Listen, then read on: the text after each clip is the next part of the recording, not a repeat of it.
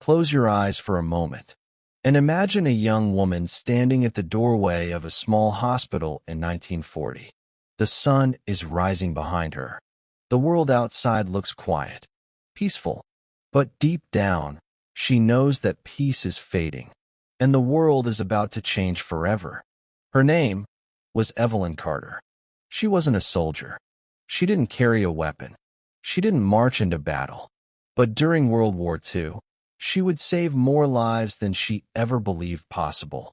This is her story, a story of courage, compassion, and incredible strength. A story that reminds us that heroes don't always wear uniforms. Sometimes they wear a nurse's apron. Evelyn grew up in a small town in Virginia. Her father was a mailman. Her mother taught at a local school. Life was simple, predictable, the kind of life families cherished during the 1930s. From a young age, Evelyn knew she wanted to help people. She didn't dream of glory or adventure. She dreamed of healing. When her little brother scraped his knee, she was there with warm water and a bandage.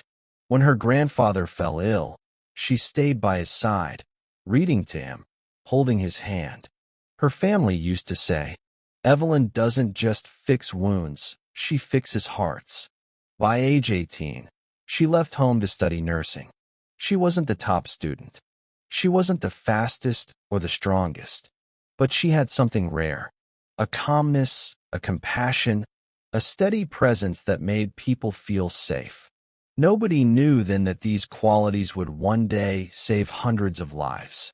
On September 1st, 1939, war exploded across Europe. At first, America watched from afar. But the world was changing, quickly, violently, and Evelyn felt that change in her bones. Then came December 7th, 1941. Pearl Harbor. Evelyn was finishing a night shift at the hospital when a doctor rushed in shouting, "They hit us. Pearl Harbor's been attacked." The staff gathered around the radio, listening in shock.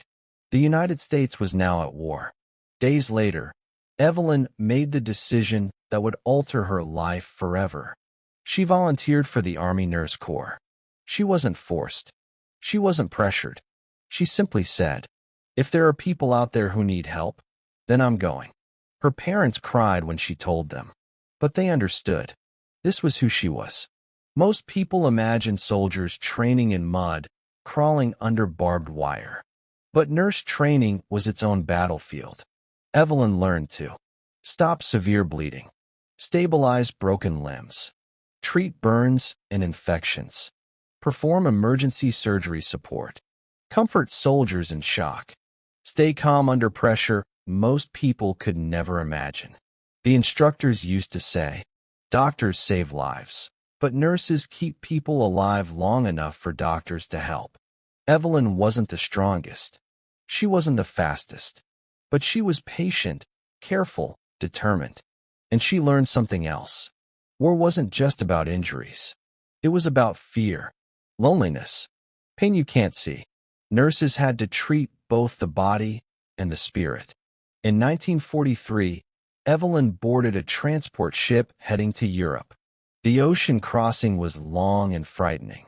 U-boats prowled beneath the waves. The ship shook during storms. Many nurses got seasick. Some cried quietly at night. But Evelyn stood on the deck each morning, staring at the endless water, reminding herself, "Someone out there will need me. I must be ready." When the ship finally reached England, the nurses were greeted with cheers and warm tea. But the warmth didn't last long. The front lines needed them. Evelyn was assigned to a field hospital only miles from the fighting in France. The hospital was a collection of tents, muddy floors, wooden tables, and medical supplies stacked in crates. It wasn't the clean, quiet building she had trained in. This place smelled of smoke, sweat, disinfectant, and fear. Within hours of her arrival, the wounded began pouring in. Soldiers carried on stretchers, men with burns, men too weak to speak, men gripping hands, begging nurses not to leave them. But Evelyn didn't freeze. She stepped forward, rolled up her sleeves, and worked. She cleaned wounds. She applied bandages. She whispered calming words. She held shaking hands. She watched men who were terrified slowly breathe easier. A doctor noticed her and said, "You stay close. You're steady. We need steady." Evelyn didn't feel steady, but she acted steady because the soldiers needed her to be. One night, during a heavy offensive, the field hospital overflowed. Dozens of wounded arrived at once. Rain poured down, turning the ground to mud. The generators flickered. Supplies were low. Doctors sprinted from table to table.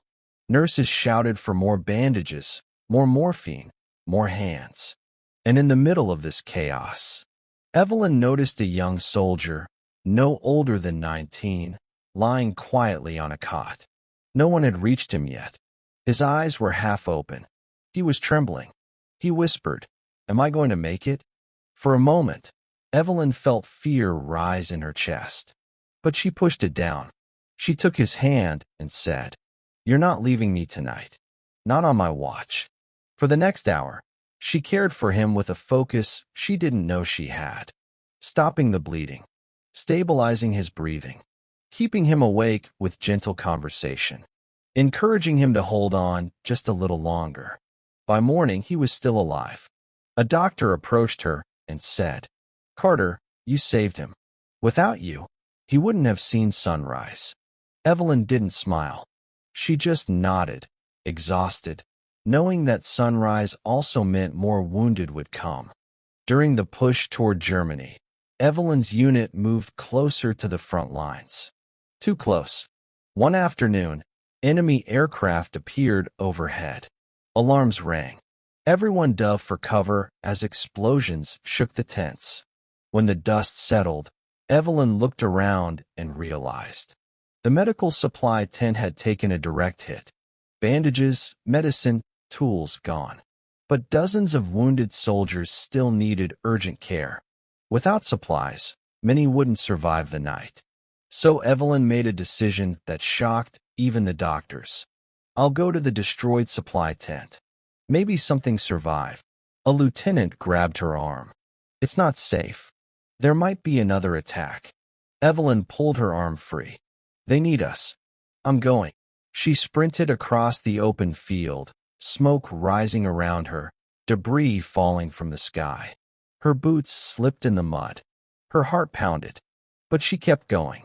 Inside the wrecked tent, she found partial crates of supplies buried under rubble. She dragged them out one by one. Her hands bled from splinters. Her uniform tore, but she didn't stop. When she returned, the soldiers cheered. Doctors got back to work immediately. That night, they saved everyone who could possibly be saved, because Evelyn refused to give up. As months passed, Evelyn earned a reputation. If Evelyn is in the tent, you have a chance. She didn't think of herself as a hero. She thought of herself as a nurse, a helper, a steady hand in a world on fire. But the numbers didn't lie. By the end of the war, her unit estimated that Evelyn personally cared for more than 400 wounded soldiers, stabilizing, comforting, and saving hundreds who might not have survived without her. One soldier wrote in his diary, "I don't remember the battle. I don't remember how I got hurt. But I remember her voice saying, 'You're not alone. Stay with me.' That voice saved my life." In May 1945, the guns finally fell silent. Evelyn returned home on a crowded ship where soldiers and nurses stood shoulder to shoulder, staring at the horizon of the American coast. Some cried, some laughed, some were silent, processing the weight of everything they had experienced. Evelyn stood quietly among them, hands folded, eyes tired but hopeful. When she stepped onto American soil, her family was waiting. Her mother ran to her first, tears streaming down her face. Her father hugged her longer than he ever had before. But Evelyn didn't talk much about the war. Like many heroes, she kept the hardest parts to herself. She went back to nursing, not because she had to, but because healing was simply who she was. Evelyn Carter lived a long life. She trained new nurses. She volunteered at community clinics. She comforted families during hard times. She never raised her voice, never bragged, never asked for recognition. Yet the soldiers she saved never forgot her. Many wrote letters years later, thanking her. Some visited her in person. Some named their daughters Evelyn. She once said, "I didn't save hundreds. I just helped one person at a time." And all those moments added up. But the truth is this: Evelyn Carter was a hero. A quiet hero. A gentle hero. The kind of hero the world needs, in war and in peace. Her story reminds us that courage isn't always loud. Sometimes, courage is a steady hand, a calm voice, and a heart that refuses to stop caring.